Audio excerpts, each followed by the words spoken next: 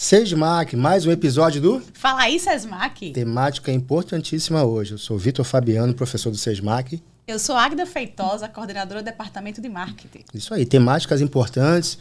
Fala aí, chegou para ficar, não é isso, professor? Então, professor, e esse tema de hoje, né, a gente percebe que com o crescimento populacional, né, com o aumento da urbanização, alguns problemas começaram a existir de forma técnica, sociais, econômicas, e que podem comprometer a sustentabilidade das cidades. Exatamente. Para trabalhar de uma certa forma esse diálogo, tentando relacionar ser humano, meio ambiente, sociedade, trouxemos duas pessoas fantásticas aqui que podem nos ajudar a desenvolver essa temática, né? A professora Adeciane e a Flaviane.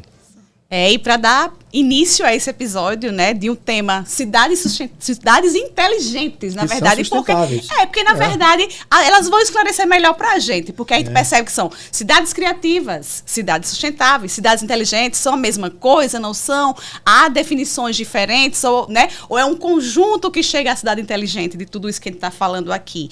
E a gente gostaria muito, né, de iniciar ouvindo um pouquinho de vocês. Né? Quem é a Flaviana? Quem é a Adeciane? Antes de mais nada, né, agradeço por estar aqui. Né? É um prazer, né, realmente passar algumas informações.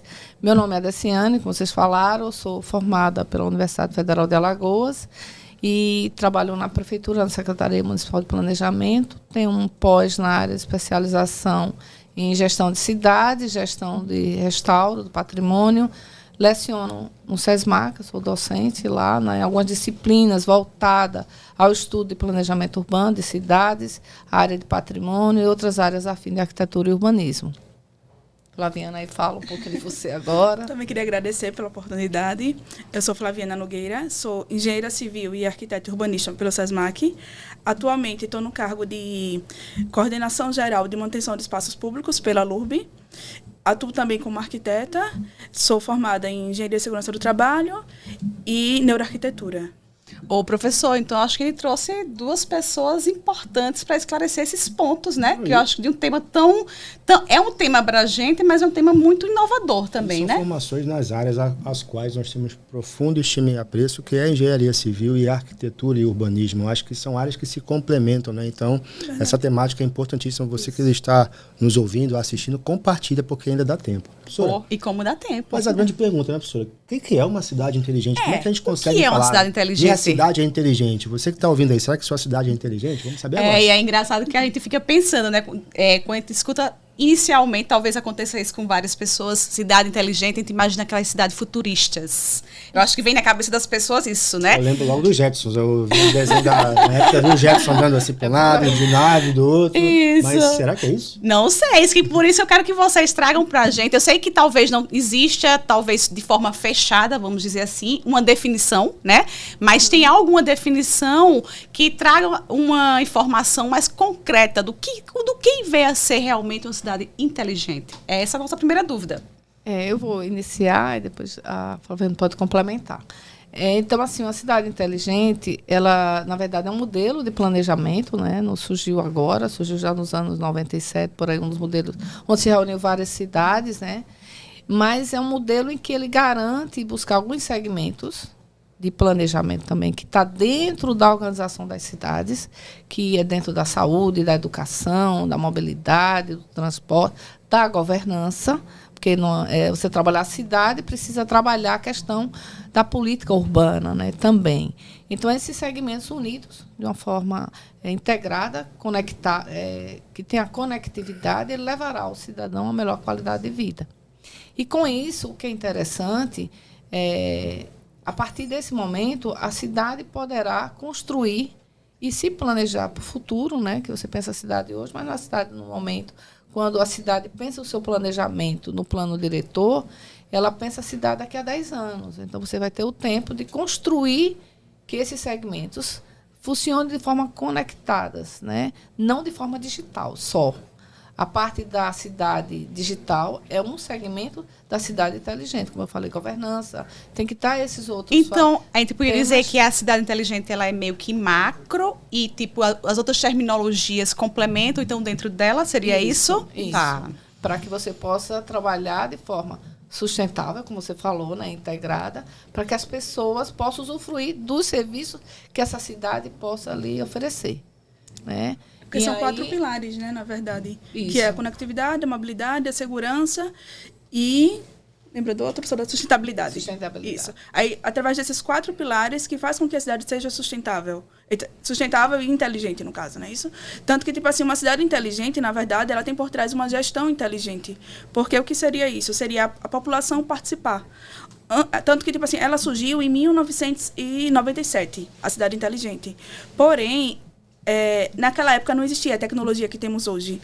Mas ela já era considerada cidade inteligente porque a população participava do desenvolvimento da cidade. Então você está trazendo um ponto muito importante aí, né? Que eu acho que talvez isso esclareça bastante.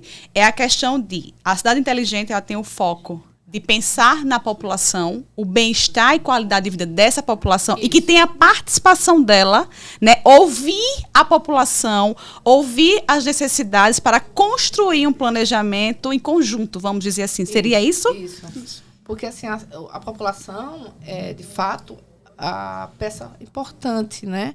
Porque você oferece serviços e a partir desse momento que ela participa, ela reivindica das suas necessidades, a cidade precisa trabalhar os gestores para que chegue ao melhor acesso para eles. Como hoje, por exemplo, você até falou, a questão da gente estar no ponto de ônibus e ver o ônibus vai passar, o sistema digital do Sintamob, né, que é um sistema de mobilidade que Maceió tem, vai oferecer a melhor qualidade e vai ver que instância está atendendo todo mundo, os bairros são atendidos, para que você garanta essa cidade de forma inteligente, né? Assim, é um dos caminhos, né? A forma do transporte, apenas a gente está ainda num processo inicial, não chegou ainda a atingir 100% dessa comunidade. Então quer dizer que a cidade, para se tornar inteligente, ela tem que atender alguns requisitos, não é isso? Exatamente. E esses requisitos não necessariamente estão aliados somente ao transporte, porque é o que a maioria das pessoas pensam, né? Quais seriam também esses outros requisitos, né? Além do transporte, porque seria a mobilidade urbana também, né? Outros requisitos como, por exemplo, educação, saneamento, entre outros. Né? Saúde, né? Meio ambiente. Um exemplo claro da conectividade da cidade inteligente é a gente trazer um exemplo prático do nosso dia a dia. O carro e o ônibus, que fazem parte da mobilidade urbana, eles emitem gás carbônico. As pessoas adoecem através dessa poluição ambiental. Então, nisso que as pessoas adoecem, já interfere na saúde. Então, está tudo conectado. E a gente melhorando uma área, melhora as outras, entendeu? Meio que é como se fosse um encadeamento, sabe? E a cidade inteligente está nisso, para melhorar todos os 4 pilares, como eu falei anteriormente, entendeu? Eu li em algum artigo, eu não lembro aqui exatamente qual foi esse artigo, que eu leio bastante, que até 2050, 70% da população estará nas cidades. Então, a preocupação em ter esse planejamento, né, o bem-estar dessa população e tudo mais, vem avançando, né? Então, eu acho que tem que ter o avanço ainda mais dessa preocupação, porque realmente vai ficar, senão vai ficar insustentável. Imagina, 70% da população nas cidades. E a grande maioria vem mudando, né, também as formas de vida, os modos de viver, não é isso, professora? Isso. O desafio é grande, né? E aí, a cada tempo que se pensa nas cidades, a gente busca esse desafio para que possa melhorar. O que acontece? Muitas vezes você pode até imaginar a questão da saúde, né? Quando você vê a falta de saneamento, o que é que tem de percentual saneado nessa cidade? É preciso ver que nós, no caso, na Grande Maceió, ele vai ter áreas vulneráveis, principalmente, se não tiver um controle por conta das chuvas agora. A gente tem problema imenso na questão de deslizamento. Então, precisa ter esse mapeamento coordenado para que você garanta a retirada antes da população e que ela esteja conectada na questão da habitação. Não sei se eu estou conseguindo... Sim, estou entendendo. Se a cidade tem mapeado as áreas vulneráveis, ela pode se prever, planejar onde eu posso relocar e lutar o problema sério. Hoje, a Defesa Civil ela tem esse caminho, né? Os problemas que possa atender e realocar essa população. Então, a cidade tem que pensar nisso, porque são áreas que, no planejamento, elas não devem ser ocupadas posteriormente. Então, para não acontecer, porque a gente sempre fala, quando fala esse período de chuva, né, de novo, o mesmo local, e ninguém faz nada, né? A poluição, como a Flaviana falou, na questão do saneamento, a poluição vai desaguar em problema seríssimo, né? E aonde vai levar o quê? Lixo. Se você não tiver onde, como isso seja manipulado de maneira adequada, pode ter problemas de saúde e vai gerar a falta de uma política pública que atenda melhor essa população. Onde é que deve estar, na verdade, os postos de saúde, as populações vulneráveis, o atendimento imediato. Então, é preciso que essa cidade inteligente, na forma, né, mapeada de forma que a gente chama de cidade digital, ela atenda a essa população. A necessidade, o que é básico, até que o que é básico inicialmente para depois ir avançando, quando a gente né? fala também na questão da economia, né? Onde está a questão da cidade inteligente quanto à economia? É pensar que essa cidade, ela gera onde? A parte que a gente está falando muito sobre a questão da economia criativa, onde a população ela gera esses serviços que ela precisa ser autossustentáveis, que a política pública do planejamento direcione o estímulo de novas atividades ligadas a essa população, né? Onde elas estão localizadas? Perfeito. Que centralidades são essas? É no Vegel? Será que é no Fernão Velho? Onde? No centro? No mercado? Tabuleiro? Santa Lúcia? Você tem várias centralidades da cidade de Maceió que têm as suas próprias feiras, comércio. Então, você tem que mapear e trazer melhor forma de estimular essa economia para que você tenha uma cidade inteligente, cidade sustentável. O professor Vitor, isso que a professora está trazendo para cá, eu percebo muito que a gente poderia correlacionar, vocês podem corrigir, tá certo? Porque aqui é um momento de dúvidas mesmo e trouxe vocês justamente para isso. Quem poderia dizer que a cidade inteligente poderia ser considerada também a cidade do conhecimento, da informação, porque eu percebo que aí, pela sua fala, a informação ela vai ser primordial para que vocês consigam realmente fazer o planejamento, não é isso? E um detalhe importante, não adianta somente ter a informação, que esse acesso seja a todos. Lógico, nós temos a facilidade de utilizarmos os aplicativos de telefone, mas existem pessoas que ainda, de uma certa forma, né, não possuem essa habilidade que nós temos. Então, eu acho que pensar em todos também faz parte, né, dessa acessibilidade plena para que realmente possamos categorizar essas cidades como cidades inteligentes. Já pegando esse gancho, a pessoa está ali doida para falar, mas... Porque eu me lembrei da falta de informação. É verdade. Você fala isso, eu me lembrei da história da pandemia. Aí eu faço aqui um breve informação, tipo assim, a gente não, assim, a população não tem o acesso da informação, como chegar, né? Quantos não tinham dispositivo, seja até da informação da educação, quantas crianças e pessoas, alunos, e seja, não conseguiram ter o acesso imediato, porque na sua casa não tinha internet, a sua casa não tinha nenhum equipamento. Então, assim, quando você fala em conhecimento e informação, é primordial, porque para que a cidade desenvolva, chega a atingir o máximo de seu atendimento, lógico que isso é um prazo, é um tempo, não se planeja de imediato.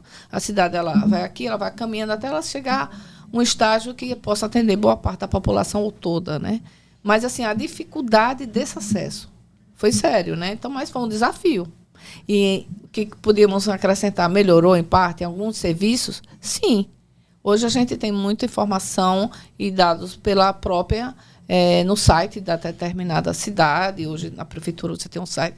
Se eu for buscar ainda a entrada no alvará de um processo, você consegue através de uma informação digital. Acho que até a Flaviana pode complementar também, que contribuiu na questão da informação pelo atendimento de processo. Na verdade, o Covid ele fez uma cidade digital, né? Não foi tanto uma cidade inteligente. Porque a cidade digital é quando a gente utiliza os aplicativos para poder desenvolver. Um exemplo, você não precisa sair de casa mais para pedir uma comida. Através do iFood você consegue. Você não precisa mais ir na rua pegar um táxi. Pelo Uber você consegue. E a cidade inteligente não entra necessariamente nesses aplicativos, mas entra nos artifícios que esse aplicativo pode trazer para a gente. Um exemplo disso é o Uber. O Uber ele começou como um carro para uma pessoa. Não seria nada inteligente devido à sustentabilidade. Porém, quando ele traz o artifício do carona, onde várias pessoas podem pegar aquele carro, aí sim, traz a cidade inteligente. Porque você já diminui o fluxo de carros, a questão da poluição via carro, né? Você já está pensando no contexto como um todo. Perfeito, perfeito. E é interessante o que o Flaviano falou, porque, de uma certa forma, é a realidade do dia a dia da população. Logicamente, você que está nos ouvindo, né, você que está nos assistindo, você pensa logo no transporte, mas não é somente o transporte, a informação, né, o tempo real, o aplicativo que vai marcar o horário que vai passar o ônibus, na parada de ônibus. Então, assim, essa é a nossa realidade, não é isso? E está em todas as áreas, tipo a saúde mesmo. Você hoje não precisa mais ir no hospital marcar. Através do aplicativo você consegue marcar, entendeu? Pelo SUS. Tanto que a gente conseguiu um prêmio Maceió pelo o Saúde da Gente, que Maceió foi uma das finalistas em relação a essa questão da cidade inteligente. Ela concorreu com cidades do Brasil todo e ficou entre uma das finalistas com esse programa que foi, tipo assim, uma coisa surreal, porque a gente está engateando, né? A gente está pela prefeitura, tem o Plano 4.0. Ele iniciou no ano passado e vai até 2025, para poder, então, ser empregado na cidade toda. Aí, como a professora Deciane falou, em relação à questão dos processos, a digitalização dos processos já foi um avanço, porque mesmo trazendo para a cidade digital os processos digitalizados, ele se torna inteligente através da sustentabilidade. A gente não gasta mais tanto, né, com matéria, com papéis. Então a gente percebe assim que a pandemia... Perfeito. Isso mesmo. Eu acho que a pandemia, então, meio que forçou vamos dizer assim, um avanço. Verdade. E contribuiu, né, bastante, eu acho, né, para atender reais. isso e para que a gente siga nesse caminho em busca dessa cidade inteligente, porque vocês já começaram a falar aí uma pergunta que eu teria para vocês, e eu acho que é a dúvida de muitas pessoas, né?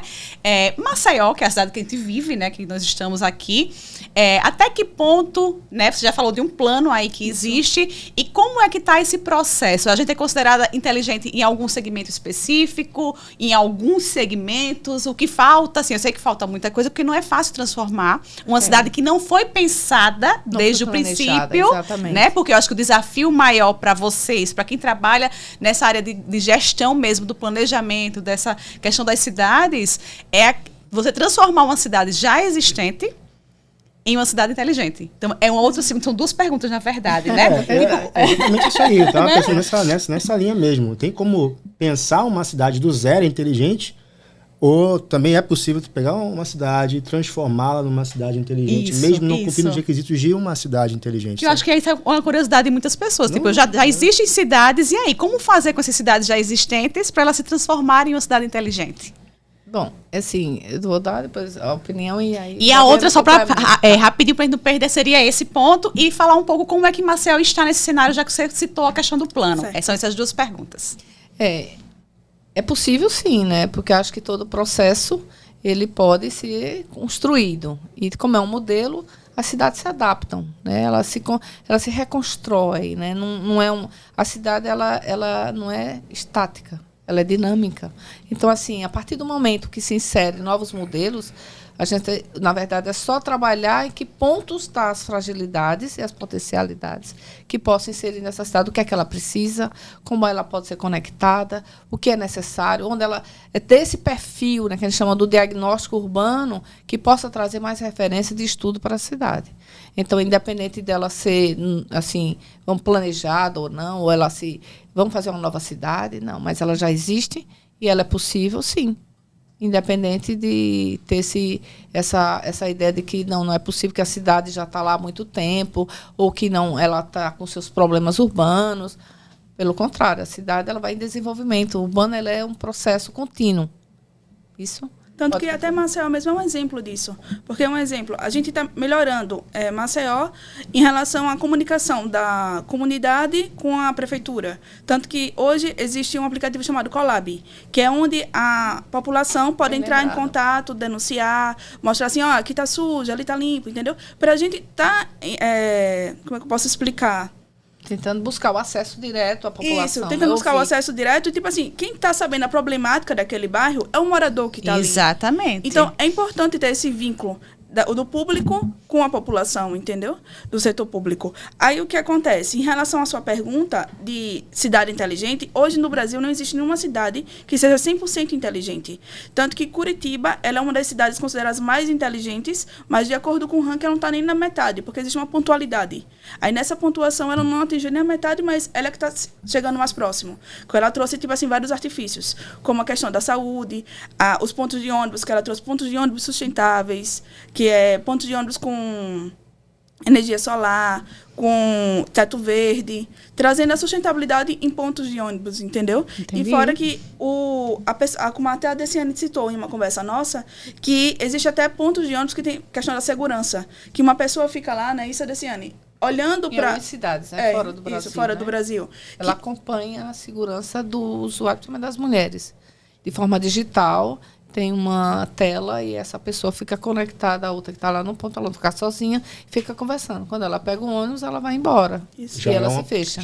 Isso é em outras cidades, não é em Curitiba, tá? Mas, assim, são cidades fora, mas, assim, são experiências que está se aplicando em algumas cidades. Mas eu já ia questionar isso, porque eu acho que pode aplicar, né? Requisito violência. Eu ia falar exatamente isso aí. Exatamente, a violência, principalmente das mulheres, né? Hoje em dia, né, infelizmente. Mas, assim, assegurar, né, um pouco da questão de não estar sozinho no ponto do ônibus, né? Eu achei fantástico isso. Eu acho que eu queria até que vocês trouxessem, se possível, mais exemplos, né, de situações e ações como essas, por exemplo, que tem outras cidades que podem, aos poucos, serem estruturadas, vamos dizer assim, e organizadas nas cidades brasileiras, né? Para que isso se avance e fique cada vez melhor para a população. As temáticas, por exemplo, que quando você trata, né, como a Flaviana falou, da questão de placas renováveis, né, por exemplo, sistema de semáforos, a semaforização. É um sistema que ele precisa estar com energia, né? Então, quando você usa as placas solares, em alguns pontos, acho que aqui teve um, que eu lembro, não sei se ainda está, acho que próximo à Casa Vieira, que ele contribui para a redução, né? Então, você consegue esse custo, a questão da iluminação, né? As parcerias, né, também que possam ser feitas com iniciativa privada, em que você possa garantir iluminação nos lugares de forma mais rápida, que eles chamam as PPP. E são parcerias público-privada, onde você tem uma área que a iluminação pública pode ser controlada, ser trocada, né, quando tem falta de manutenção, e aí uma empresa pode fazer a parceria com a prefeitura ou com órgãos específicos e faz a adoção daquela área. E, assim, tem outras experiências também, né, tipo de fibra ótica, em algumas cidades fora do Brasil, Helsinki, e outras cidades como Singapura. Mas, assim, Maceió, ele está ainda no caminho, acho que é a busca de chegar, né, aos poucos, uma cidade mais sustentável, mais criativa, mais inteligente possível. Isso. Eu tenho uma dúvida que, na verdade, é uma dúvida populacional, né? Eu acho que nós temos uma cultura, né, que ela, logicamente, por ser uma cultura brasileira diferente das demais, né? Eu queria que a gente tentasse até passar para aquele morador da cidade que, de repente, a sua rua, por exemplo, vai ser fechada, né, no final da rua, ou que a sua rua vai ser aberta, que agora não vai ser mais mão dupla, vai ser mão única, que as pessoas não conseguem entender que isso é todo um estudo que é feito. Então, estou levantando aqui uma temática interessante, porque as pessoas não compreendem que as mudanças são necessárias para que essas cidades se tornem cada vez mais acessíveis, até com uma mobilidade urbana, preocupa-se cada vez mais com a violência urbana, entre outros aspectos. Então, eu sei que a luta é grande, mas como é que nós conseguimos inteirar o cidadão, né, para que ele possa realmente participar dessa remodelagem de uma cidade, já que a gente está falando, né, da temática, da proposta de a gente, de repente, pegar uma cidade que já existe e torná-la inteligente. Como é que a gente incorpora a participação popular para aumentar? Até porque ele é um ator fundamental nesse processo, né? É que muitas das vezes ele não entende, ele só pensa que a minha rua vai mudar de mão, vai virar mão única, vai virar mão dupla, vai vir para cá, vai vir para lá, vai fechar, não vai abrir. Então as pessoas não conseguem entender porque os técnicos da área são vocês, são os engenheiros, são os arquitetos, são os estudiosos da área. Como é que a gente considera que o ser humano possa ser envolvido também nessas etapas, né, do crescimento para uma cidade se tornar inteligente? Não pensa a cidade sem pensar na pessoa e no espaço público, no espaço da cidade. Ele, como posso falar, é a peça principal. Quando trabalhamos com diretores, planejamento, cidades, tem as audiências públicas, é onde, de fato, eles são chamados para pronunciar contra os desejos, como a Flaviana falou, do que eu quero para o meu bairro, a praça, a escola, a saúde, o problema de iluminação pública, segurança, enfim, toda a sistemática que envolve dentro do dia a dia, o cotidiano do cidadão, do morador que está ali, né, que não tem esse acesso imediato de chegar ao setor, à questão pública, à gestão. Então, assim, as ferramentas, uma delas na verdade, são os planos com as audiências públicas. A gente tem aí um impasse. Teve a questão do plano diretor, ainda passei a aprovação dele pelo município, mas teve uma demanda ainda, no momento quando foi elaborado, a participação da comunidade. Ou seja, foi uma elaboração de forma participativa, vamos dizer assim, tem né? que ser obrigado. É obrigado, sim, mas é importante que eles tenham essa consciência também deles estarem nesse processo, né? Mas, como você falou, muitos não têm esse conhecimento, mas, assim, é obrigatória a participação da comunidade. Agora, como a Flaviana falou, a questão do Colab, que é uma ferramenta, e pode ter outros, que o município possa pensar, a população pode também se pronunciar, dizendo, por que não faz uma ferramenta, como você falou, né? Um sistema de informação pelo aplicativo, todos têm o seu celular, ou como chegam, né? Como eles devem chegar a ter esse conhecimento, a gestão, a governança que define. Porque a peça principal, na verdade, é a população mesmo.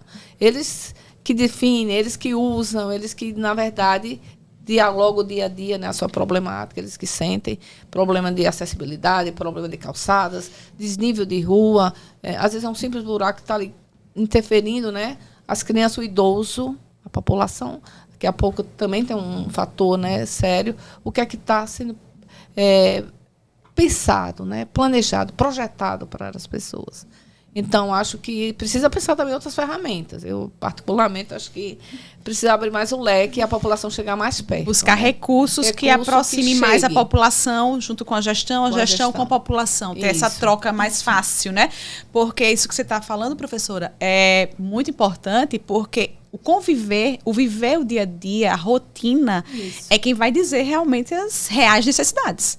Eu passar em uma rua por um instante e tal, é uma situação, mas eu estar ali no dia a dia, então eu sei quais são as minhas dores, né? Então as minhas dores têm que ser ditas por mim, seria basicamente isso, né? Isso, exatamente.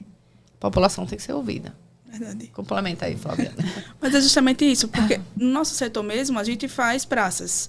Então, para fazer um projeto de praça, a gente tem que procurar a população, ver o programa de necessidade, se precisa de espaço pet, se precisa de playground, para não acontecer de a gente colocar algum espaço lá e ficar ocioso. Entendeu? Então, só porque é bonitinho, exatamente. Né? Isso, algum equipamento, né? Verdade. Por isso que é bom sempre escutar a população para poder atender as necessidades dela.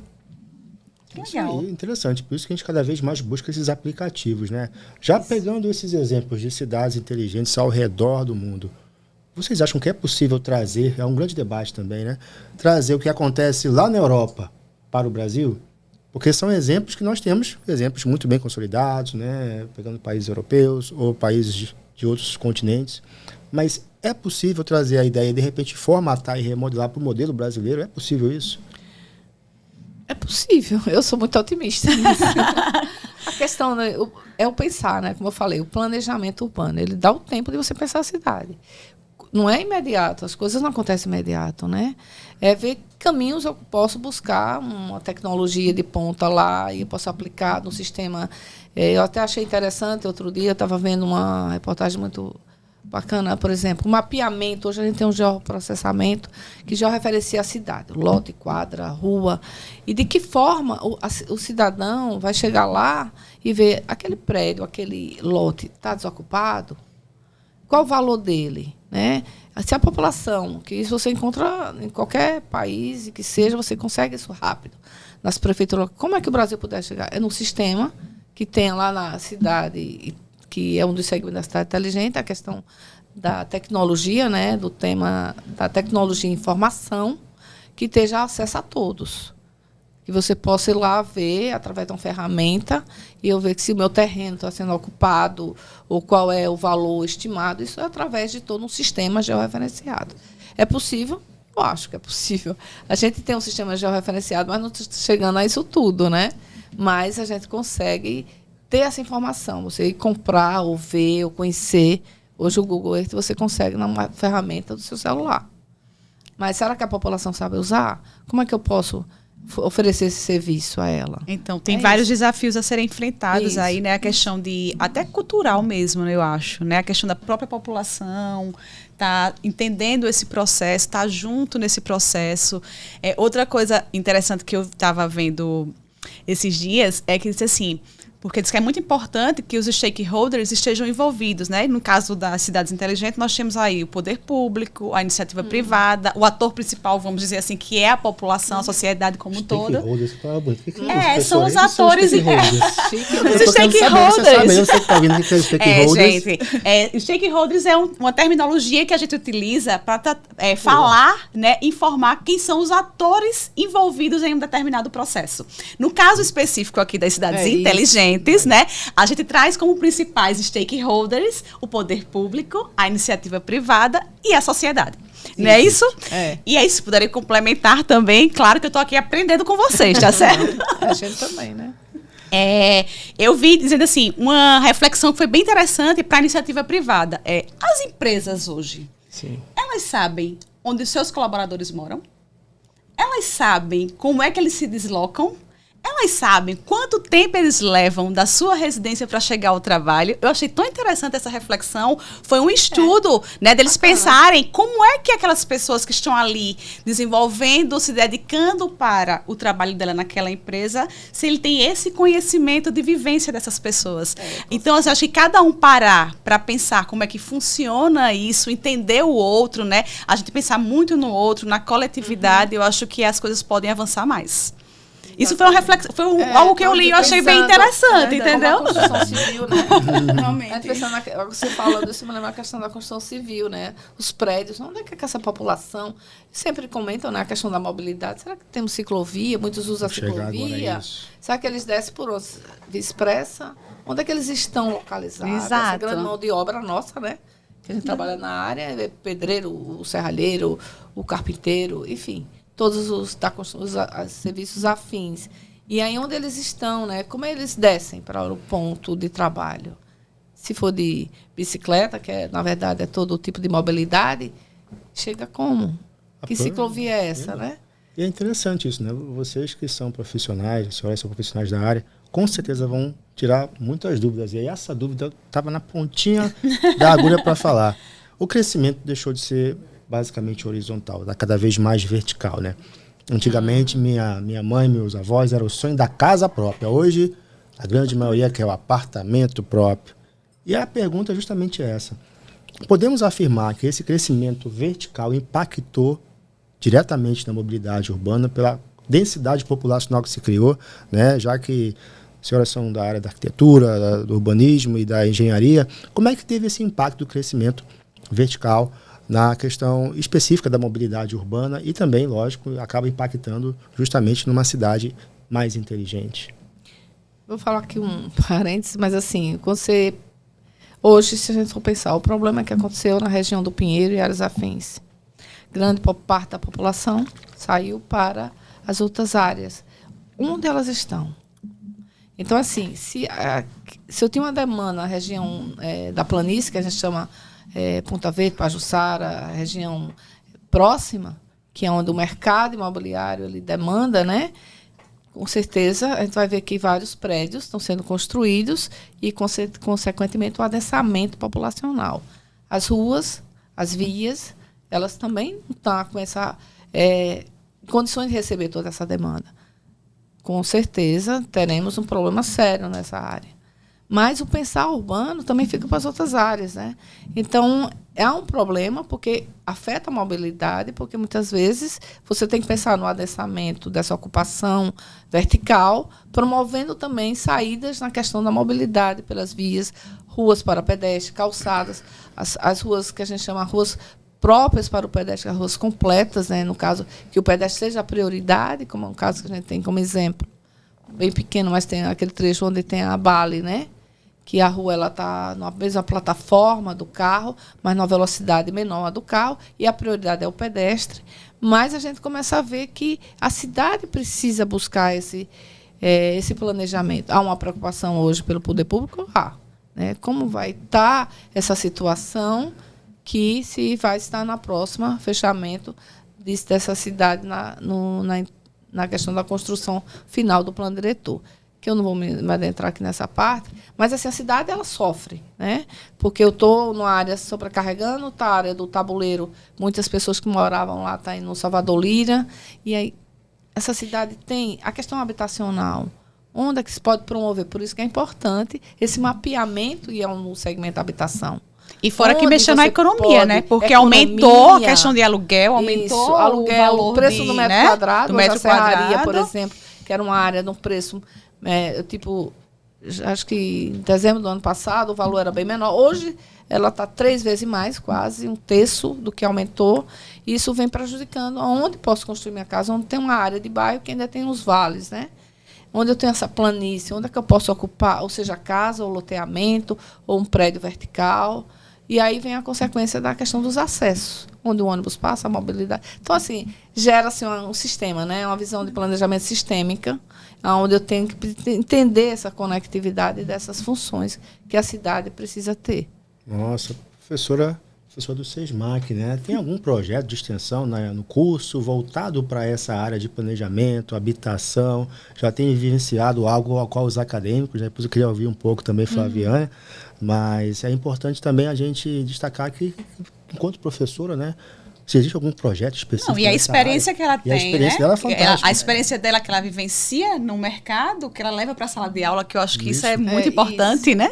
Exatamente. A gente é a disciplina de planejamento urbano, o aluno já está no 7º período, e essa busca do entendimento, né, dele entender essa cidade que ele habita, está aqui, né, nesse processo, muitos também moram fora, né, mas tem aquele momento da Grande Maceió. Então, quem é essa Maceió? O que é que ele planeja para ela? Então, eles têm esse breve conhecimento e vai, a partir daí, buscar também, na temática de planejamento que a gente trabalha, a questão das cidades sustentáveis, cidades inteligentes. Como é que eu trago esse conceito? O conceito fora, aplico algumas experiências do Brasil, como Curitiba e outras cidades, São Paulo, e aí eles tentam trazer essa experiência para ver como é que eu faço Maceió, e sem fazer essa correlação entre essa cidade e a sua que ele mora. Mas eu acho que isso é fundamental. E né? aí é interessante os produtos, exatamente. Né? De aula, e eles sempre se questionam. Professora, Maceió precisa, acho que ele está chegando lá, né? Os poucos chegam lá. Tento buscar essa realidade para que eles estão no 7º, já terminam e estão para o campo de trabalho, né? É isso. E Flaviana, ela é dupla egressa. Você fez egressa 2 cursos duas vezes. Fala um pouquinho mais. Eu fiz engenharia civil, aí... Tanto que, tipo assim, todos os meus cursos foram voltados realmente para a cidade. Engenharia civil, o meu TCC foi na área de ciclovia e ciclofaixas. Um estudo cicloviário no bairro da Ponta Verde, que foi justamente aquela questão da... Desculpa. Que foi justamente aquela questão da ciclovia que estava sendo aplicada ali na Deputado José Lages. O outro foi sobre neuroarquitetura, mas foi transformando um antigo lixão em um parque urbano. Então, no decorrer da faculdade, a gente viu muito essa questão, como a professora Deciane falou, da sustentabilidade. Tanto que eu participei de alguns projetos de extensão e de pesquisa sobre isso. Um deles foi sobre cidades inteligentes, que foi na qual a gente estava visando... Um congresso, não foi do SESMAC? Isso, foi um simpósio elaborado pelo próprio SESMAC. Que maravilha! E a gente fez monitoramento de esgotos na cidade de Maceió, que foi justamente visando isso, a questão de alagamento, como diminuir. E como alertar a prefeitura desses dados. E o outro eu estou participando agora, que eu estou iniciando no mestrado, com o professor Gessé, também no SESMAC. Ou seja, você está no SESMAC, o SESMAC não sai de você. É verdade. Se quiser me contratar também. Já estou aqui. Aí, com o professor Gessé, a gente está mais nessa área de sustentabilidade, que é trazendo os lixos dos oceanos para artefatos de concreto. Fazendo pisos com isopor, com PP, com PS. Eita, ela puxou um assunto aí que em breve a gente está trazendo para cá, né? A gente vai debater esse assunto aqui, que eu acho um projeto maravilhoso, esse que você está citando aí. Verdade. Bom, gente, eu acho que a gente teve assim, só quero agradecer a vocês duas, porque esse bate-papo aqui foi bem para esclarecer um tema que muitas pessoas desconhecem, por incrível que pareça, né? Eu sei que você citou que foi na década lá de 90, que deu início, mas eu acho que ali por volta de 2010, 2012, teve um avanço maior. E uma coisa que eu fiquei bastante feliz em saber, né? Eu também sou bastante otimista, professora. Eu sou muito essa linha de acreditar que tudo é possível, que a gente consegue. Eu sigo essa linha também. Então, assim, saber, né, que as cidades que já existem podem se transformar em cidades inteligentes, podem ser cidades melhores para nós que vivemos nela, né? E pensando nas futuras gerações, né? Porque sempre a gente tem que estar aqui pensando nas futuras gerações. Então, assim, eu acho que foi bem legal esse bate-papo com vocês, foi bem esclarecedor e a gente só tem a agradecer mesmo, de verdade. Eu queria terminar com um brinde aqui, né? Porque esse brinde tem que ter. Que é bora fazer um brinde, Esse é o brinde do Fala Aí. Eu acho que hoje a gente conseguiu interagir bastante. Grande parte desse momento a gente destina ao Fala Aí SESMAC. E aí, mais um episódio, não é isso? Mais um episódio com muitas informações, né? E trazendo sempre temáticas assim que vai tirar as dúvidas de vocês e que vocês vão enriquecer com esses conhecimentos. E o mais importante, vocês perceberam, né? SESMAC sempre à frente. Exatamente, entendeu? Por isso que são 50 anos iluminando sonhos.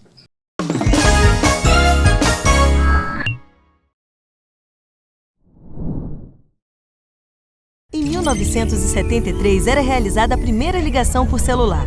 E o SESMAC surgia para ser a sua melhor opção de ensino superior. Hoje, a inteligência artificial e o metaverso já são realidade. E o Sesmac se mantém como a sua melhor opção. Amanhã, acessaremos dados usando apenas o cérebro? Órgãos em impressoras 3D salvarão vidas? Esse é o futuro que o Sesmac ajuda a construir. Vestibular Sesmac